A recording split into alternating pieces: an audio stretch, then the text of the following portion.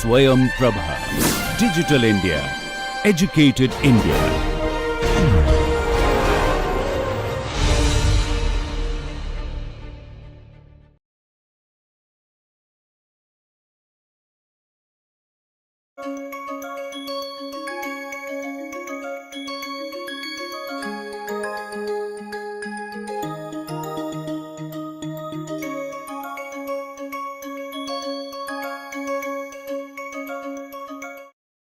Okay, so let's move on. Now I want to discuss how to find distribution of a function of random variable. So often what happens, you have some outcome. Let's say your outcome of the experiment, I am going to define it by a random variable x. But most of the time it is not necessary that you will be just interested in x, but some function of this x. Okay, so maybe like if you have a outcome which can take values both positive and negative. Okay, that is, so your random variable x is such that it can take positive and negative values, but you are not interested in the sign of the outcome. Okay, so you may want to define a new random variable y which is simply the absolute value of x. That's what matters to the absolute value, the magnitude, not the sign. So then what is happened is you have basically interested in a function of this random variable, right? Or alternatively, let's say you have a outcome, you don't want to just look at the outcome, but you are interested in the square value of the outcomes. Now how to find the distribution of such a random variables? Okay, so let's start with single random functions on single random variable, then we will move to how to find distribution of the set of random variables.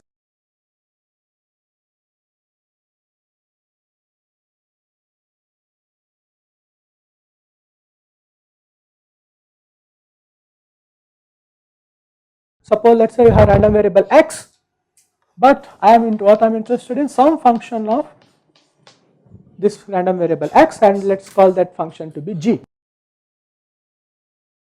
Okay. Now what I want is, I will tell you what is the distribution of x. Now I want you to give me the distribution of y. How we are going to do that? If I am simply interested in the expected value of y, what I am going to do? What will be expected value of y?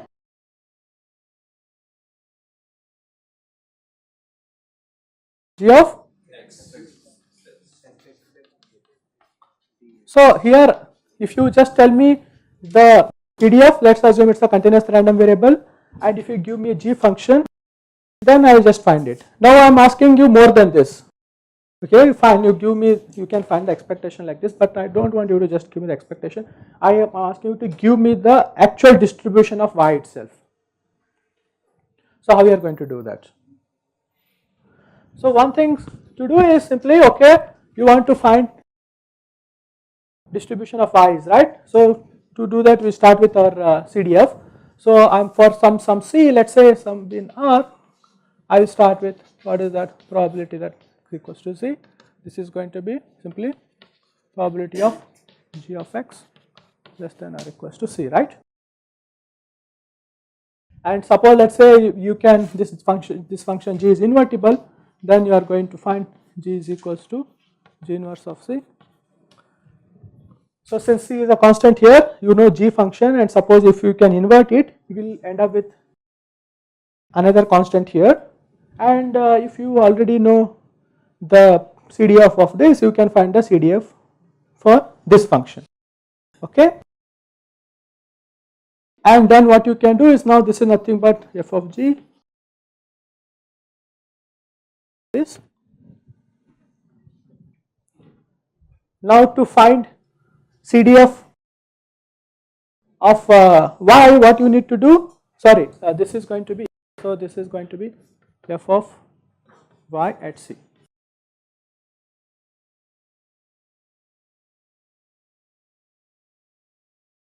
So in general what we are going to do, we have basically translated this condition which this I can basically write as something like I have translated this into x belongs to some set A, right. So this x being less than or equals to G inverse of C is saying that x belongs to some A, right, where A is now defined in terms of this constant C and my function G.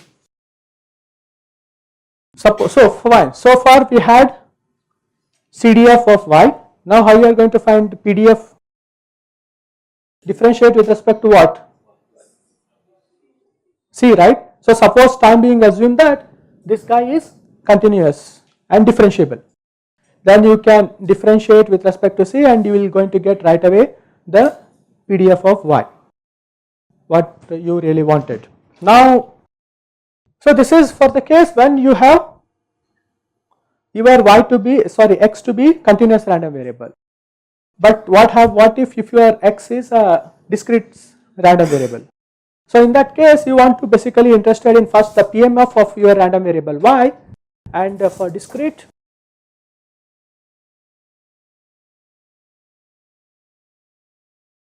you are going to say, okay, P of y, if my x is already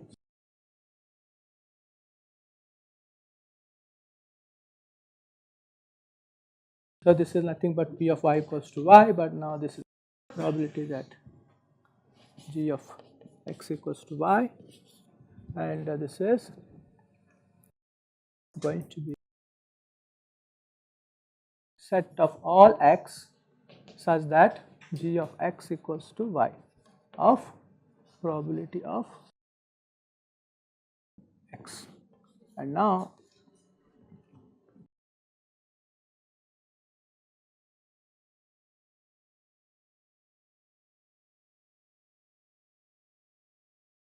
okay, see, like when I am applying probability, right, we have to be also careful.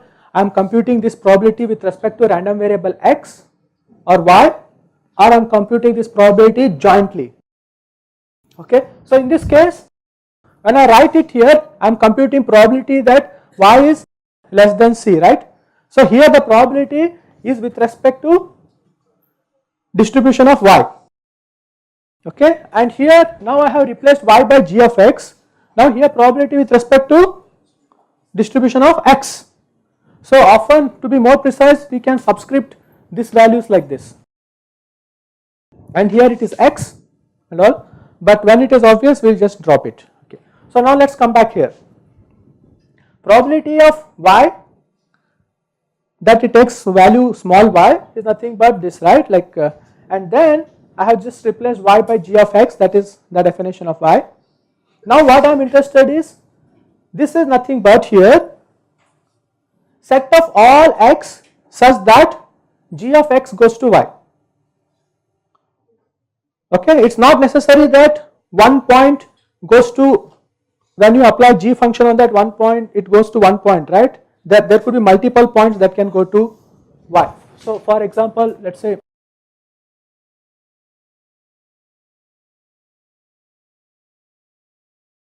this is your omega space, and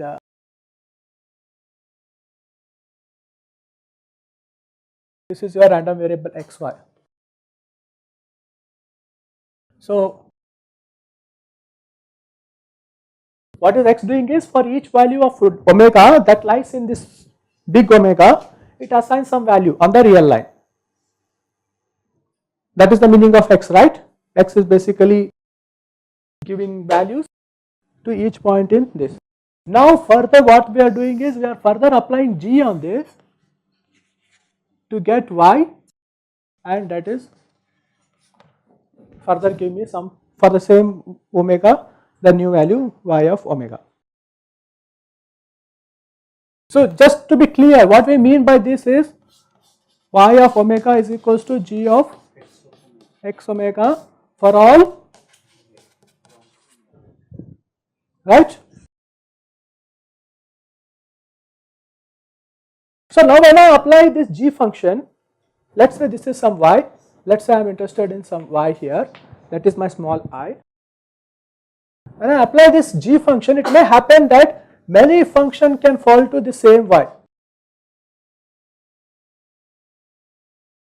right? So that's why I have to look for all x that takes the value y and then add all of their probability. That will give me probability of y at the value of, that gives me probability that y takes value small y. Understand this? Okay, fine. So this is a process. If I just give you x with a certain PDF or just CDF or its PMF, if you want to ask find the PMF or PDF of y, this is the general step. You have to just basically translate that value in terms of x itself for some known set and write it in this form. Okay, now where is this useful? Of course, this is useful whenever you want to find the PDF of a function of a random variable, but most often it comes to use when you want to simulate a random variable or samples according to a given distribution. Okay. So many of the time you want to do a priori some analysis, right? You feel that your system has this kind of CDF, but you can't always work on your system. For example, your system could be a very costly aircraft carrier or like a big aircraft, fighter aircraft or something. So you can't like directly work on this, right? You have to basically simulate some of the things in your room.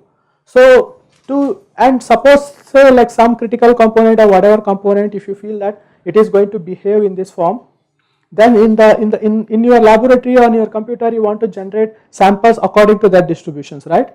So how you are going to generate that distributions? So here this function of random variables come handy. Suppose let's say you have a system which produces outcomes according to some distribution f.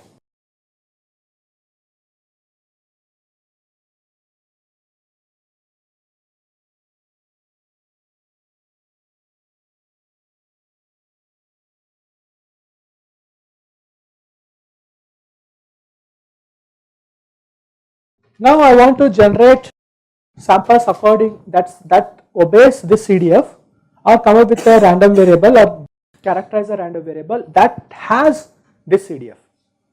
So suppose if I can set up an experiment that gives outcomes which has a CDF as per your requirement, that means I am basically simulating whatever the real thing that you wanted to characterize through this F, right?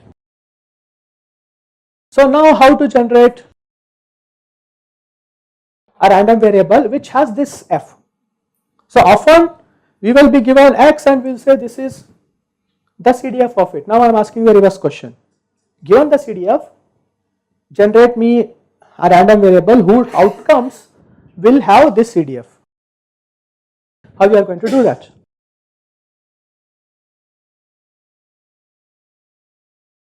So one simple thing to do is we know uniform random variables, right? So the claim is that using uniform random variable and the description of this function f, you can generate a random variable whose CDF is exactly this. Okay, so suppose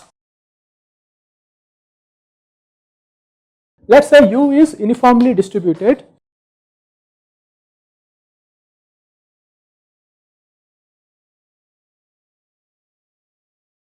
in the interval 0, 1.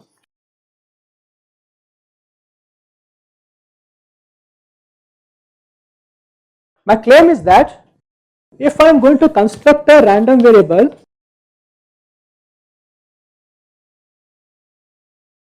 like this random variable x will have the CDF f. Okay, so let's first see why that is true and then let's try to make it a bit more precise. F has been given to you. When I say f is given to you, that is a CDF and I expect it to satisfy all the 3 properties of a CDF. What are those? Monotonicity, the limits being 0 and 1 at the 2 extremes, and then right continuity properties. So let's say this already has those things. Now my task is to generate a random variable that has the CDF. So now if I define this, my claim is if this random variable has exactly that CDF. Why is that? Suppose let's say, and here F inverse does the job of G, and U is uniform random variable which I already know how it behaves and how to, let's say, generate it. But now my goal is from that generate a random variable whose CDF is going to be the given F. Now let's say I am going to do this. What is this? Probability that F inverse of U is less than or equals to this. And now if you simplify this, this is going to be U is less than or equals to F of C.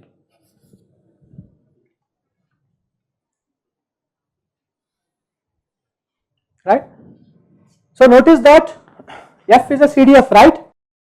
What is the range of F? F, it is going to take value only between 0 to 1, right?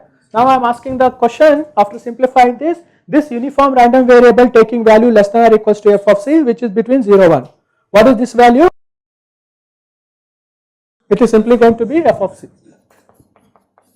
So you see that the CDF of this random variable is exactly what you wanted. It is the CDF of, it is exactly the F function. Now the question is, to do this I should be able to invert my function F, right? Whatever my function F that is given to me. So is it possible, like if you take a CDF which has all these three properties, I should be always able to invert it? Yes? Why? That's enough. So let's look at a simple, let's take an arbitrary CDF. Let's say it has this shape.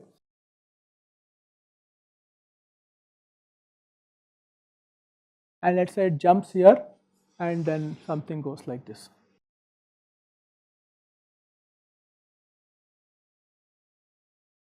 So there is a jump for us here. And let's say this is the right continuous function at this point. X, and this is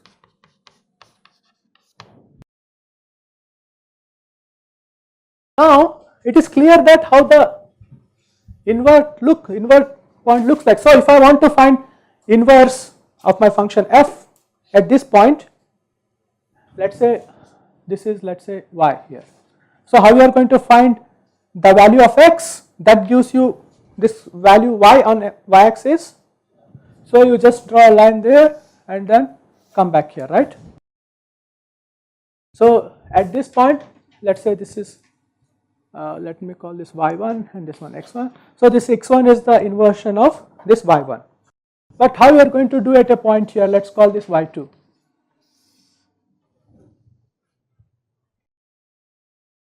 So what this, any value in this, where it is going to map? Is it possible to clearly define what is the inversion here? What is the inverse of y2 here? This will not be. F doesn't take the value. Huh? F doesn't take the value y2, so it should not work. It will not be in the domain of F. Right, but to make this work, I have to assign some value to F inverse function, right? I need to define what is my F inverse function. So one possible way to work on this, what we have to do is we have to appropriately define F inverse U. What F inverse U you can define is, suppose let's call this as U in this case, which is in this, we can define it as min of x and f of x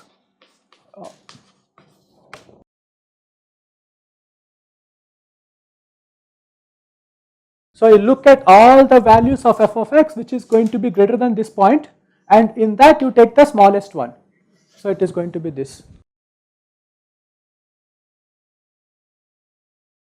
So this is monotonically increasing, right? So all the points above this you take, but from that, so all this region will be covered. In that, take the smallest one.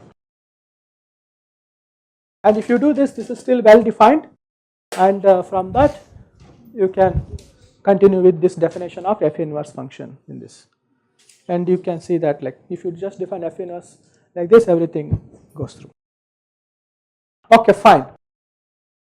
So this is you see that, right, like where how this function of random variables comes to help. At least if you want to simulate a one random variable which is complicated random variable, if I can define a function appropriately, g function, then using a simple random variable, in this case uniform random variable, I should be able to generate a random variable which satisfies the more complex CDF characteristics. Okay, fine. Okay, fine. So we'll we'll look into the textbook. There are so many examples about how to derive CDF of one function which is expressed as a function of another random variables. Okay. So just like one example which you can work out is, suppose let's say you have a random variable which is defined as y equals to tan of theta, where theta is distributed uniformly from minus pi by 2 to pi by 2.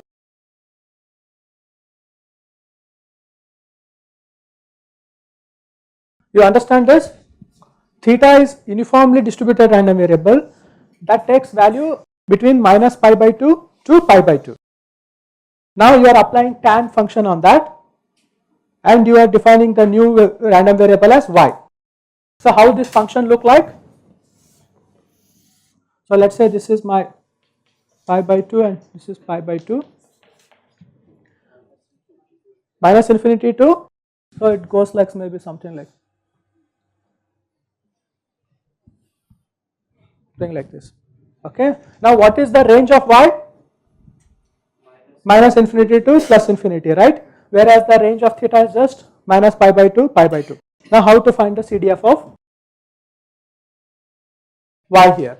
So just like using this method you can work out, and you will see that f of y of c is equals to 1 by pi 1 plus c square for c between minus 2 plus infinity. So this is 1 upon pi 1 plus c square, and this PDF is, in the literature it is called as Cauchy PDF.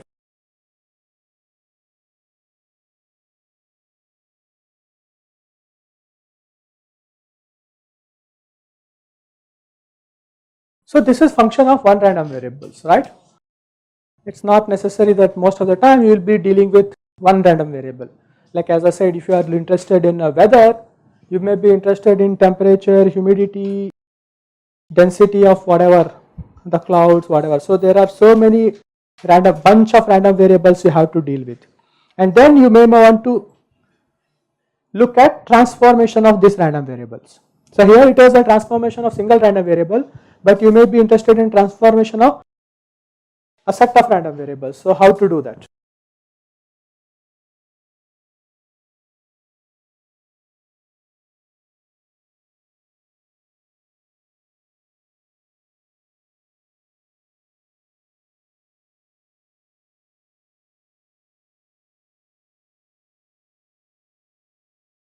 Now when we have a set of random variables, all are defined on the same probability space, I could treat as them as vector.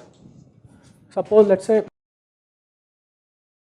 I have m random values, x1, x2, all the way up to xm.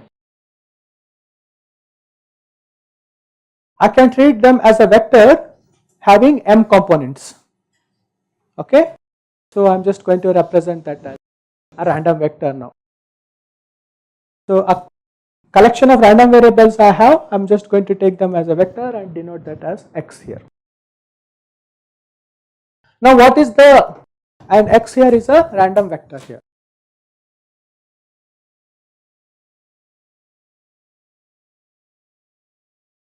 So I am just going to use the same notation for a random vector, and also sometimes even single random variable I am going to write it as x. So you should be clear from the context that I am talking about x, which is just like a single random variable, or it is a random vector. Okay, now what is the distribution of this random vector? When we have a set of random variables, we had something called joint probability density function, right? We are going to take that joint probability density function as the distribution of this random vector. Okay.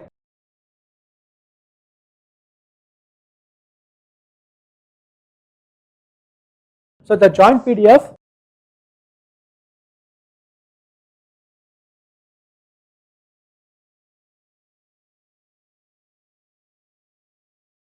so I have already told you that when I have a m random variables, they are completely characterized by this joint probability density functions, right? I am going to now take this itself as the probability density function of this vector, and that makes sense, right? Like now in this case I will simply write it as x. Here x is this vector and this x is this vector. So x is this vector of random variable, this x is the values, the vector realizations they are taking. Okay. Now again, so again notice that I am simply writing it as x to denote this entire vector, and it should be again clear from the context I am talking about single random variable or a multiple random variables. Now on this multiple random variables or a random vector, now I may be interested in the same. Okay, if I have PDF of this random vector to be x, and I will be interested in another random vector which is a function of this random variable.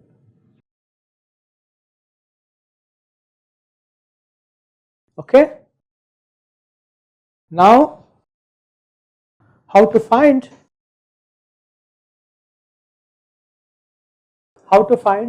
the distribution of this random variable y.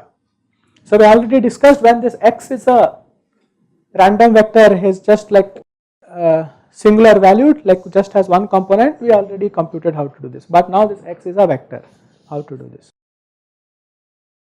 Okay. So for this I am just going to write a formula which is expressed in terms of the Jacobian matrix. We will not derive it, but we will take it and you will make yourself familiar with that, and you are going to do some exercise how to use that. Now this is like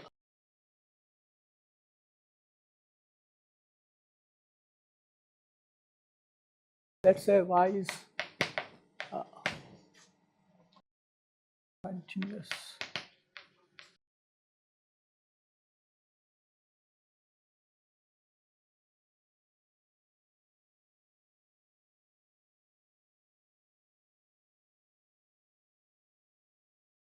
So notice that once we have here, I can also write x to be g inverse of y, where y is again a vector.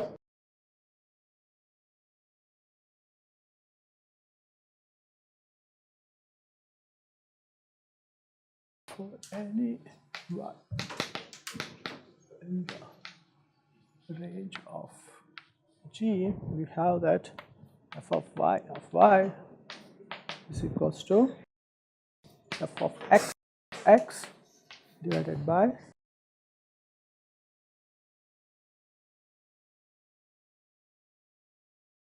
it's going to be t of x t of y computed at y. So when I write this is the Jacobian matrix,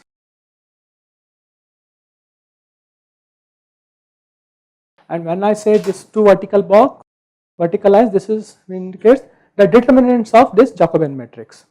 Now what is this Jacobian matrix?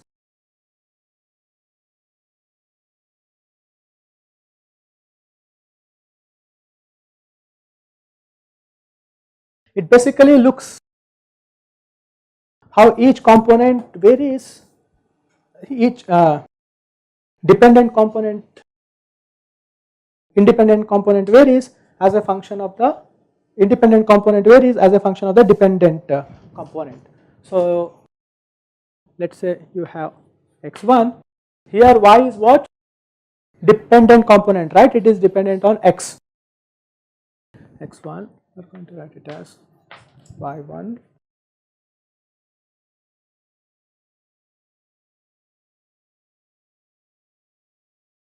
x1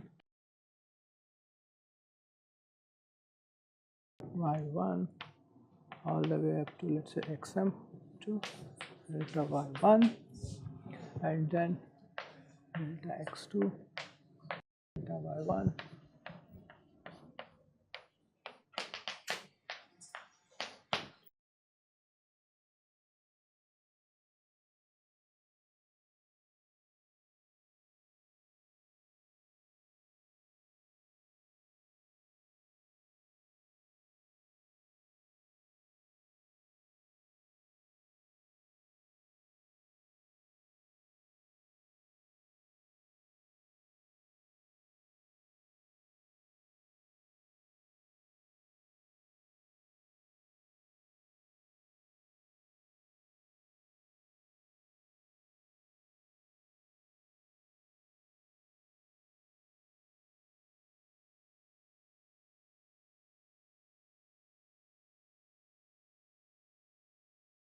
So if you are going to solve this, so you have to construct a matrix like this, and then so this is going to be a square matrix. So we are also going to assume that this y is also of the same dimension of x. Okay, so then you are going to find the determinant of this. So now here this is, you are going to compute it for a given y, right? And now, but for that you have to first find x here is nothing but g inverse of y, and then you are going to compute this matrix at y. So would that be x1? There also x1 will come in the first row, right? In the first row, last column.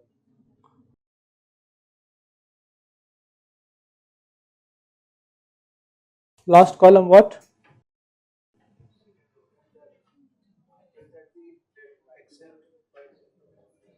I see.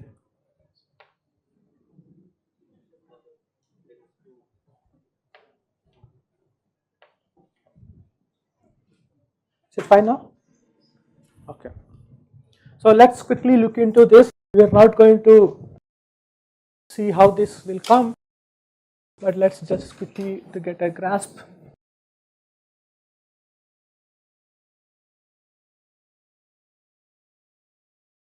So let's say you want to, for example, as an example, let's say you are in a Cartesian, in a Euclidean space, where the how you are going to denote a given component point through its coordinates, right? So like if you are in a two-dimensional space, any point you are going to denote as x1 comma x2. Now let's say you want to shift to polar coordinates. So in polar coordinates, what are the components you need? R and theta. So r and theta can be expressed in terms of x1 and x2.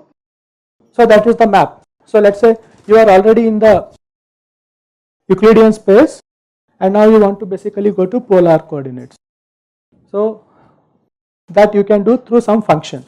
And now if these Euclidean points have some distribution, you want to understand what is the distribution of the polar coordinates. Now how you are going to do this? This method is going to help you. Okay, so let's take a simple case where my r is equals to x1 square plus x2 square radius, and my theta is equals to, how it is going to be? x2 by x1.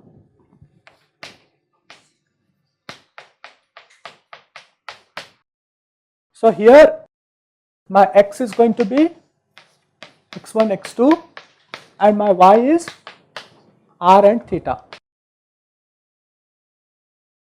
Okay, and my function g is such that it is doing this kind of mapping. It is taking r1 and r2 and giving you, sorry, x1 and x2, and it is giving you r radius and it is giving you theta. So okay, so now you have expressed independent random variables. So these are independent here. So how the dependent variable depends on them. So I could also write in a reverse form, right? So how can I represent x1, x2 in terms of r and theta? R and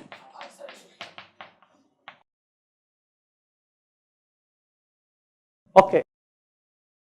So now in this case, this matrix is going to be simply 2 cross 2 matrix, right? Because I have only 2 components in this. So can you quickly compute this and tell me what is this Jacobian matrix is going to look like?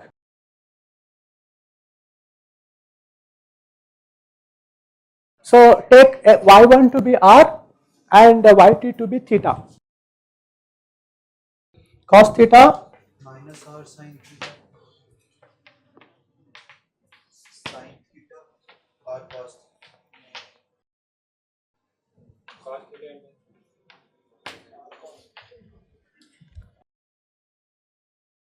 I mean, just check, this is what the computation I have here, I am just writing that. Huh? Going to be transpose of this matrix. Why is that? To do del x1 by del r, it will be cos theta.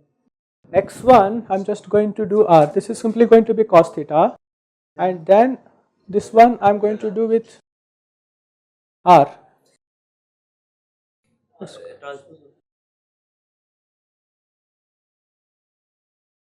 Okay, did I mess up this? Oh, sorry, I think I messed up this, like this should be,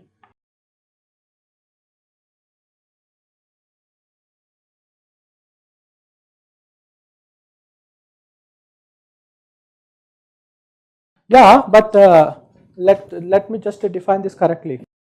Determinant will be same, but whether I need to take transpose or not is the worry.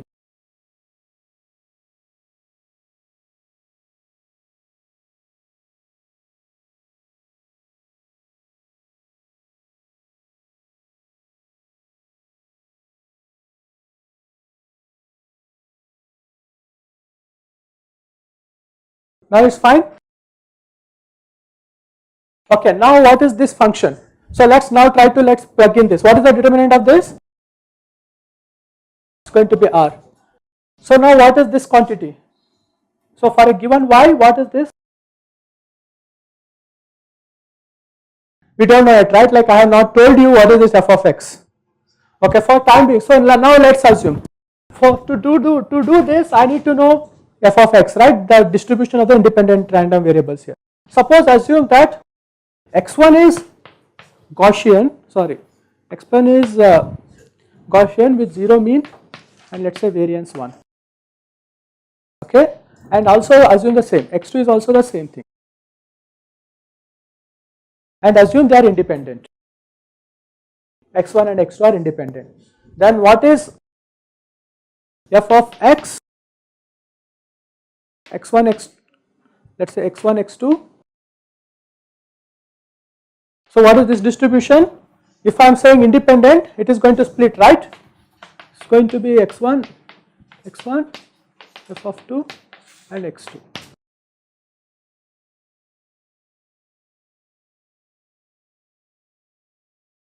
What is this distribution? F of x1 Gaussian, we know its formula, right? And for this also we know the formula. Now this quantity, now what is x1 and x2 here? If I tell you y is now for me what? R and theta, right? If I tell you that what is this x1 is going to be, I have already written what is that. Now so finally what is the formula is going to look like? for f of y for some pair r theta, what is this?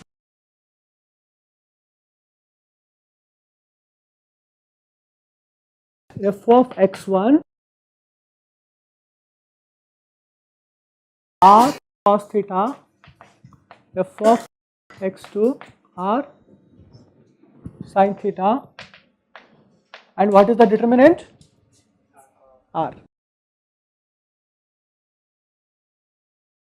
Can you quickly plug in the Gaussian distribution here and see what is that you are going to get? R by 2 pi e to the power minus r square by r square by 2. e to the power.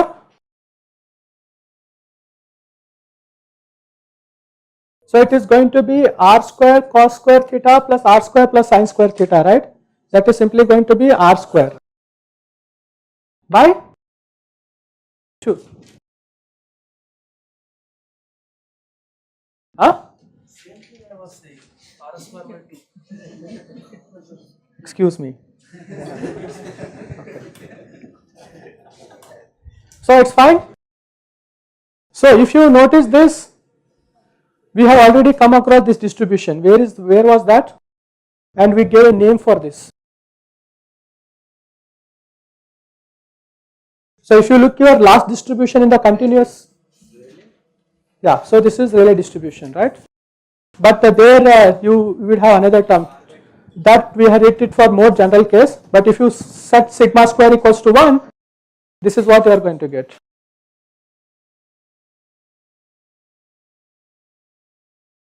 Okay, so this is Rayleigh with parameter what? Sigma square equals to 1.